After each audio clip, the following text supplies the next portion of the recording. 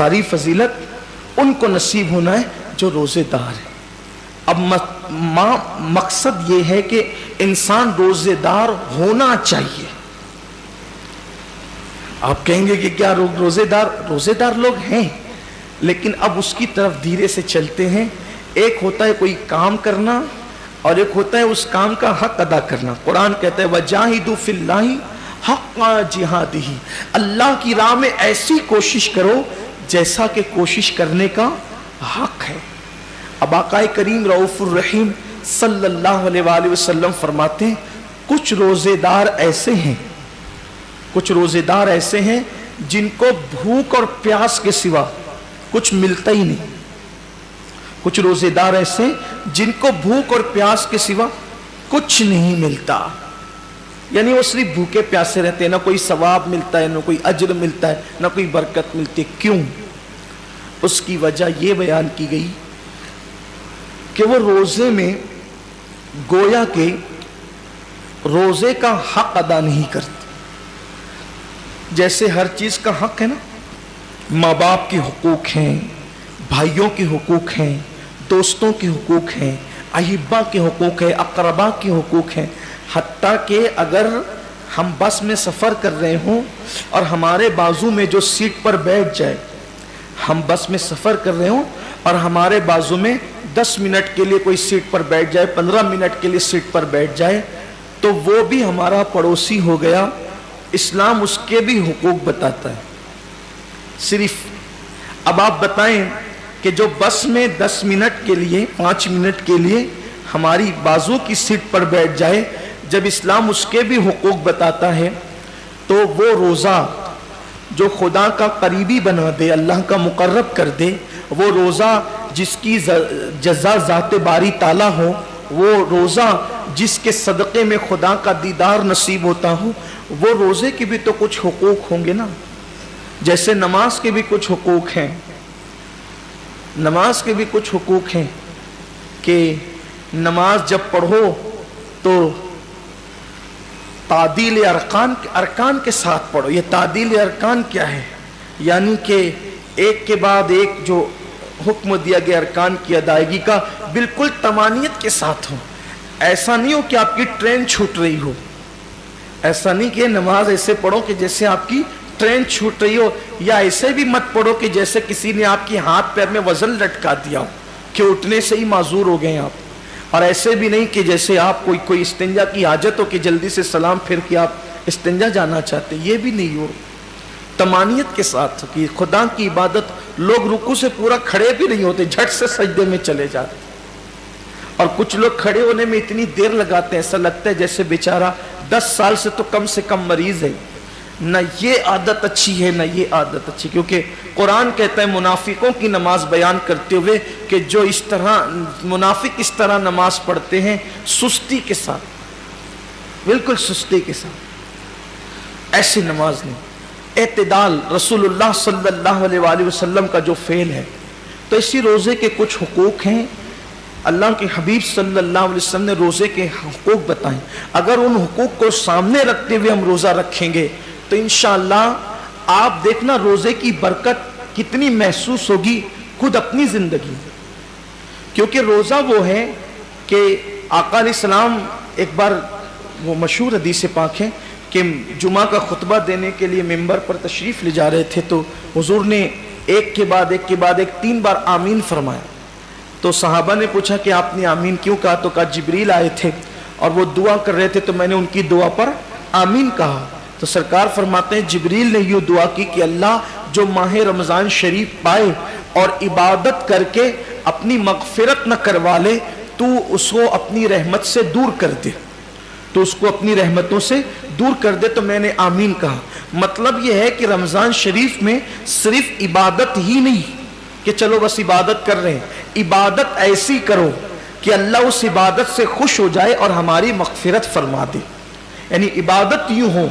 तो अब रोज़ा हम तो रख रहे हैं, लेकिन रोज़े के हुकूक ये हैं कि रोज़े की हालत में गीबत ना हो, ज़बान की हिफाजत हो, चुगली ना हो, ज़बान की हिफाजत हो, कानों से कोई ऐसी चीज़ ना सुने جس سے اسلام نے منع کیا ہو, آنکھوں سے کوئی ایسی چیز نہ دیکھیں جس سے اسلام نے منع کیا ہو, ہاتھ سے ایسا اشارہ نہ کرے جس سے اسلام نے منع کیا ہو, اپنی طاقت سے کسی کو دکھ نہ پہنچائیں کہ یہ اسلام نے منع کیا ہے.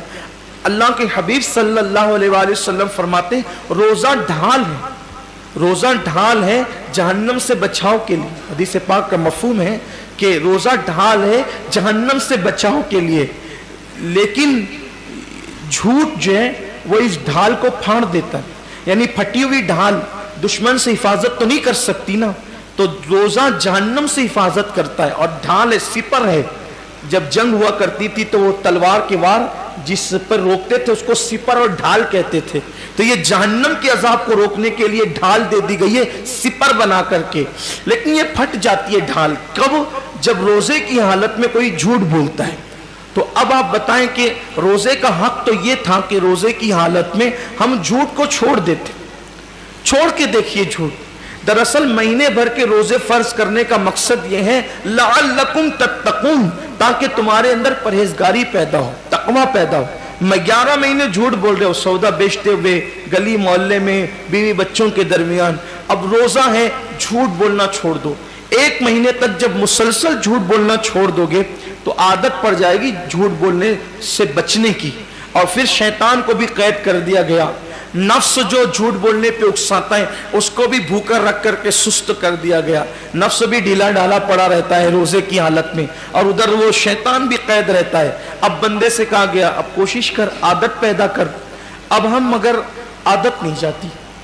احتیاط کیجئے, یہ سوچ کر, صرف یہ سوچ کر کہ اگر میں جھوٹ بولوں گا تو میرا روزہ بے نور ہو جائے گا, جھوٹ بولوں گا تو میرا روزہ بے سود ہو جائے گا. فون پر جو لمبی لمبی باتیں روزے کی حالت میں کرتے ہو چھوڑ دو, مختصر بات کرو. جتنا زیادہ بات کرو گے اتنا زیادہ زبان سے جھوٹ اور غیبت کا اندیشہ ہے. روزے کی حالت میں کم سے کم بات کرو, ضرورت کے مطابق بات کرو. اور ایک بات ہے کہ سچ بولنے کی عادی بنو. یار ہمیں رزق تو دینے والا اللہ ہے, عزت دینے والا اللہ ہے, حفاظت کرنے والا اللہ ہے, جلانے والا اللہ ہے, مارنے والا اللہ ہے. اگر کوئی کہہ دے کہ لیٹ کیوں آیا, سو رہا تھا اس لیے لیٹ ہو گیا, کون کیا بگاڑ لے گا؟ یہ کیوں کہتے ہو کہ وہ رستے میں ٹریفک جام ہو گئی تھی, سو رہے تھے تو سو رہے تھے, کیا ہوگا زیادہ سے زیادہ, کیا کوئی گردن مار دے گا, کیا کرے گا کوئی؟ اگر ہم لیٹ ہو گئے اور سچ بول دیے کہ میں سونے نیند کی وجہ سے لیٹ ہو گیا تو نہیں پہنچ سکا, میرے بچوں کو کھلا رہا تھا نہیں پہنچ سکا, لیٹ ہو گیا, کوئی کر کیا لے گا؟ اتنا ہی ہوگا کہیں نوکری کرتے تو وہ ہٹا دے گا. جہاں نوکری کرتے رزاق وہ نہیں ہے, رزاق اللہ ہے جس نے جھوٹ ہم پہ حرام کیا ہے. مسلمان سچ بول کر تو دیکھیں, مسلمان سچ بول کر تو دیکھیں. دراصل عبادتوں کی جو لذتیں برکتیں ہمارے چہروں پر, ہمارے دلوں پر, ہمارے کردار پر جو مرتب ہونا چاہیے وہ اس لیے نہیں ہے کہ روزہ تو رکھ رہے لیکن اس کا حق ادا نہیں کر رہے. حقوق روزہ سے غافل ہو چکے ہیں. مخلوق کا خوف ہے, خالق کا خوف نہیں ہے. بولو زبان سے سچ, حق بولو. اسی لیے رمضان شریف لایا گیا ہے تاکہ ہم پریکٹس کریں, ہم عادی بنیں, ہم اپنی زبانوں کو پاک کریں, تطہیر کریں. روزے کی حالت میں مت کرو کسی کی غیبت. کوئی فون پہ شروع پڑ جائے تو بس کرو, آج نہیں, آج روزہ ہے, اظہار کرو آج روزہ نہیں کریں. اللہ جانتا ہے. آج صبح ہی میرے ایک دوست سے بہت دنوں سے میری گفتگو نہیں ہوئی تھی, فجر کی نماز کے بعد وظیفے میں بیٹھا تھا کہ اچانک اس کی یاد آئی. میں نے اس کی یاد آنے پر وظیفہ روک کر اس کو فون, محبت جو ہے کئی دن ہو گئے تھے, اس کا ایکسیڈنٹ بھی ہو گیا مجھے پتا چلا, تو میں نے اس کو فون کیا تو گفتگو اس نے لمبی کر دی, اور اسی درمیان میں پھر شروع پڑ گیا. اس نے, میں نے کہا یار آج جمعہ ہے میرے عزیز اور روزہ ہے, سن تو لے. میں نے کہا روزہ ہے, بہت قیمتی ہے رمضان شریف کا روزہ, بند کر, بس کر, ختم کر دیں آپ, چھوڑ دیں آپ, بند کروا دیں. پرواہ نہیں کی.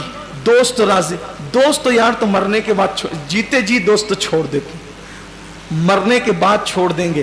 بہت وفادار دوست لوگ ہیں تو مرنے کے بعد تو سب نے چھوڑنا ہی چھوڑنا.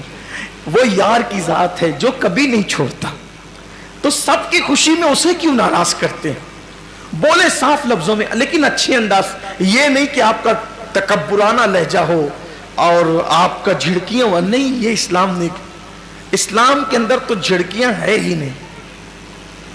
آپ کا لہجہ اچھا چھوڑ دیجئے, کوئی بات نہیں, مت کیجئے غیبت. روزہ ہے ہمارا آج, اور روزہ رکھنے والا دیکھیے, ہم روح افزا فریج میں پڑا ہوا ہے, شربت فریج میں پڑا ہوا ہے, فروٹ دوپہر سے بھر کے, بلکہ کل سے پرسوں سے پوری فریج بھری ہوئی, کھانوں کی خوشبو آ رہی ہے.